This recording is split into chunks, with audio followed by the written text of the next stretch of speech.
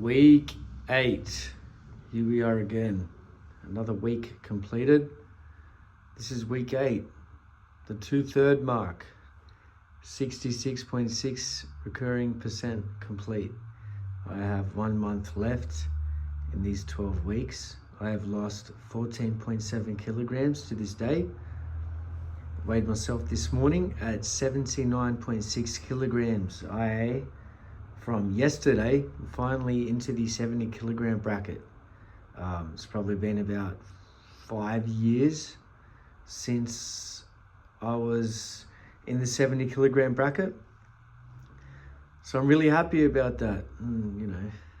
Felt good when I got on the scale yesterday at 79.8. It finally broke the 80 kilos down to 70s. I've lost 2 kilograms from last week. So that's good. I'm happy about that. I'm on a new training regimen. I'm still doing 2 sets for each exercise. This new regimen is aimed at building muscle, putting on some muscle rather than just strength. So the first 8 weeks were strength building and conditioning of my muscles, and now I'm beginning to build them for these last 4 weeks while still cutting. It's increased from 6 to 9 reps on the first set to 10 to 12 reps on the first set, and the second set has increased from 10 to 14 reps to 16 to 20. So there's a lot of hypertrophy there, a lot of muscle fatigue, lactic acid buildup, really tearing up these muscle fibers. And I'm pretty tired right now, so sorry if some of the words I am saying don't make sense or whatever, if I'm saying them wrong. But yes, I'm adjusting to this new training regime quite quickly, and I'm enjoying the change of pace. It's good. The days that I train are the same, and my cardio is the same. So I'm still doing arms on Monday, push day on Wednesday, pull day on Thursday, and leg day on Saturday. Then I have my bike ride on Tuesday. I have a core cardio workout on Friday night, and I go swimming on Sunday. It's still at 45 minutes. My cardio on the bike is getting a lot better. I'm pushing a lot harder, getting a lot further. At higher gears too. My heart isn't racing as hard, which, excuse me. Which is a good and a bad thing, obviously. It's good because I'm, getting more efficient and healthier, more fitter on the bike, but at the same time, I'm going to have to start doing something where my heart rate is increased a lot more. But it's still high. It's still at minimum 120 on the ride. So I'm still sticking with it for now. Another thing that's happened since Sunday is my cows have now dropped. Well, my calories. Sorry, no shorthand. My calories have dropped to 1,450. It's pretty low. I'm feeling the hunger. It's pretty funny. Whenever I'm at work, I'm constantly asking my workmates what they're having for lunch. Whoever sits down at the table, whoever's near me, what have you got? What do you got? And I get them to tell me what it is and to ask how it was made. And, they're starting to laugh at me about that because it's getting a little bit ridiculous. But they bring in such great lunches. Today someone had, Caesar salad. Someone else had brisket. There's one guy who comes in and he has Nutella on Vita-Weats after he has his, mashed potato and meats or whatever he's got. And I just think, and I smelt the Nutella. I said, can I sniff that for a sec? But he wasn't weirded out. He was cool about it. He goes, yeah, man. He goes, doesn't it torture you doing that to yourself? I said, nah, it's fine, you know. But it is pretty low. It is very low, but I feel good, man. I feel nourished enough. My energy is okay. But, you know, I'm wondering how I'm going to be feeling once my calories come back, once I start going into a lean gain phase. So the major drop to my calories was my fats. They've been reduced to 35 grams instead of 50. That's taken away about 120 calories, something like that. So I've deleted the peanut butter from my breakfast, and the olive oil, the 3 mils of olive oil I would have with my beans at dinner time. So that's out of the picture. I'm feeling just as hungry during the day, like I said, but man, 4 weeks left. I mean, fucking get at it, right? There's nothing that's gonna stop me. Anyway, so this morning I had a crazy dream, and I already mentioned it in, you know, a short that I uploaded, but I wanted to go into more detail about it just for a bit of self-reflection. Now, I'll describe the dream again. What happened, you know, it was just before I'd woke up for work. I had a very clear vision, and I can still see it exactly how it happened. It's one of those dreams where you remember it spot on, but it was very short, very, very tiny, just a snippet, just a quick little dream. Anyway, this very masculine figure was sat across from me. He was sitting on a chair, and he had one leg propped up on the other knee, so you know, his ankle resting on his knee with that leg sort of bent to the side, you know, that kind of pose. And he was sitting very composed and relaxed, and not dominating, but he had an air of superiority and masculinity about him, wearing very nice clothing, sitting against a timber backdrop, and I was face on front with him, and he only said one line. This was the dream. It was me seeing him and then him saying the line, "The life you lead is attached to your name." And the amount of information and profound message that I got from him saying that, the amount of meaning that it contained woke me up immediately. It woke me up right before my alarm. And as I woke up, I was still stuck in that dream state, you know. And, you know, with that dimethyltryptamine just still flowing through my brain. That's what happens when you wake up out of a dream.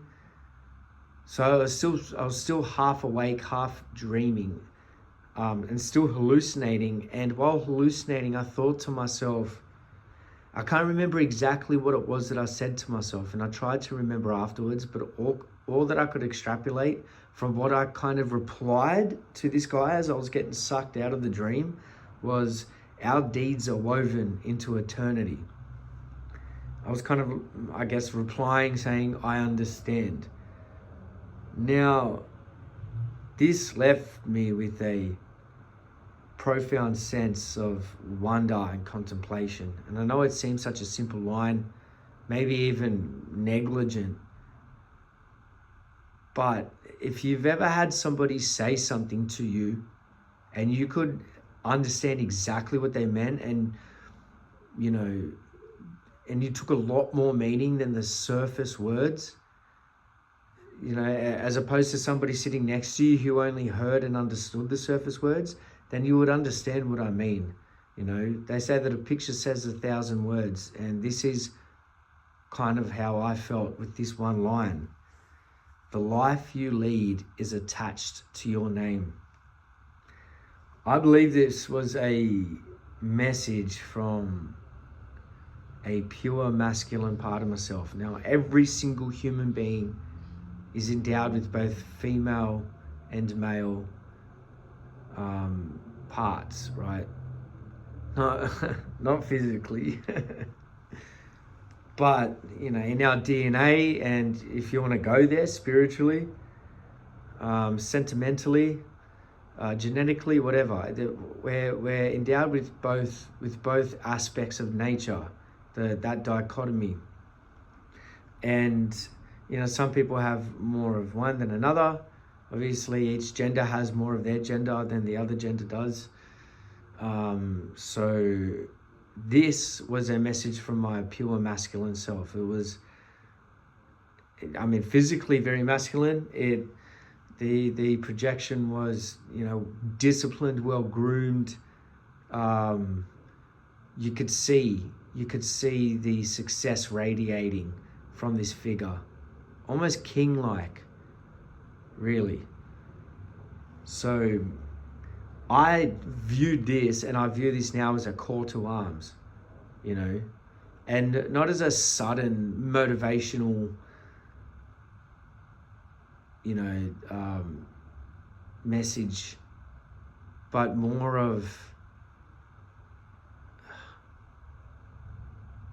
an encouragement. But I don't even want to use the words encouragement. More that paths are being unlocked, so continue the path. You know, it was kind of like, I guess if you're playing a game and you get to a certain point and you unlock something, that's how it felt to me. The things I pulled from this sentence, right? One of the things I pulled from it was that we only have one life, and our daily actions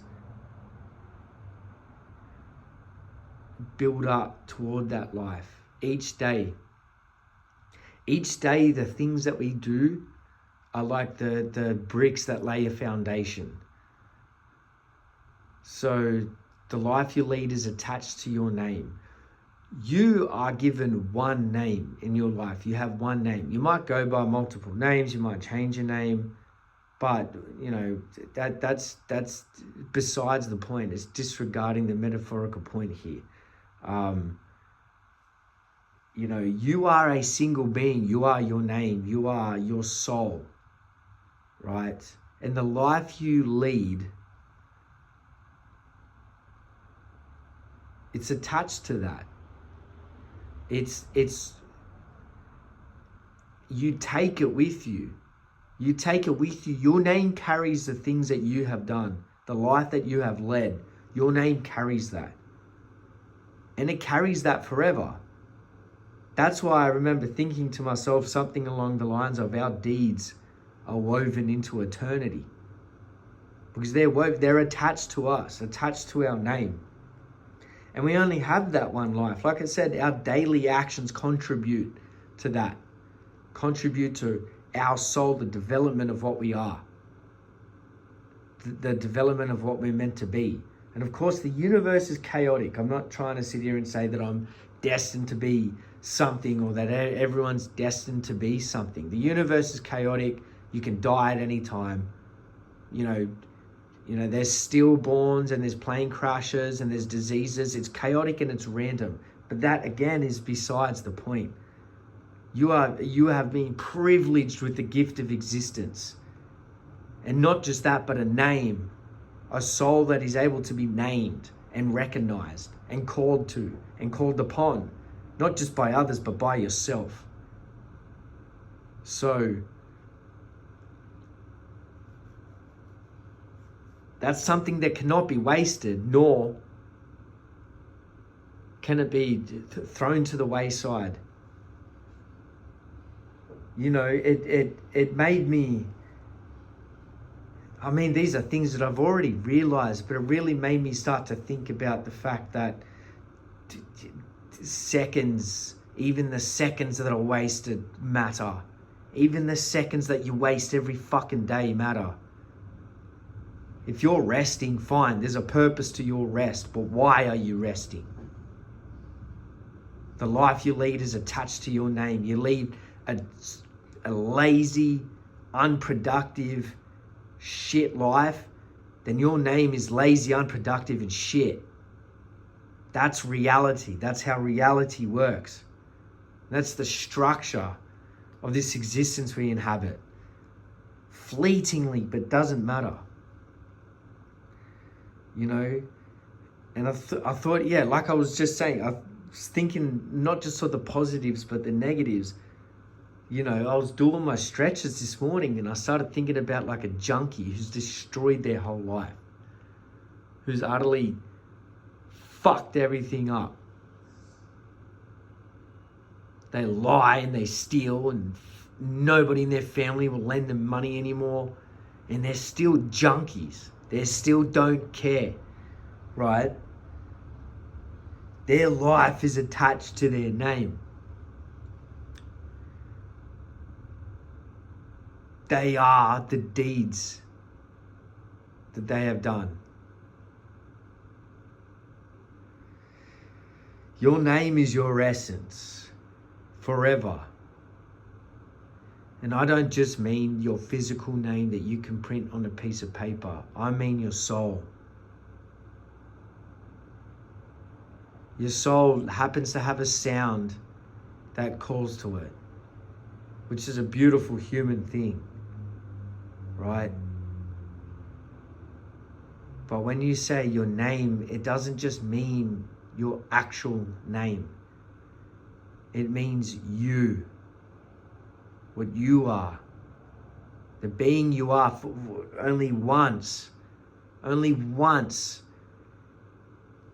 the entire timeline of this universe, from what we know anyway, just once you are born and you are you, and that's it.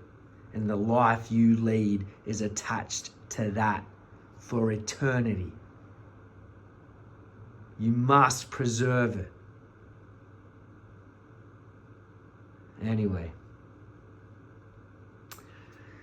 these are just ramblings of a half mad man who is hungry.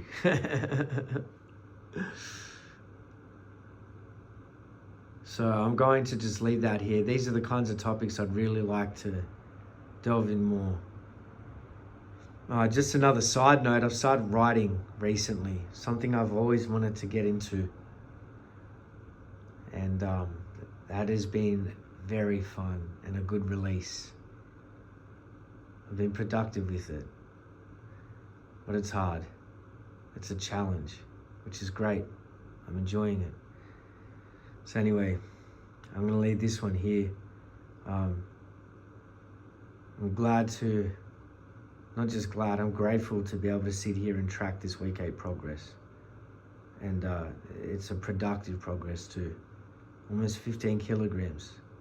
I'm hoping I hit the 15 kilogram mark tomorrow.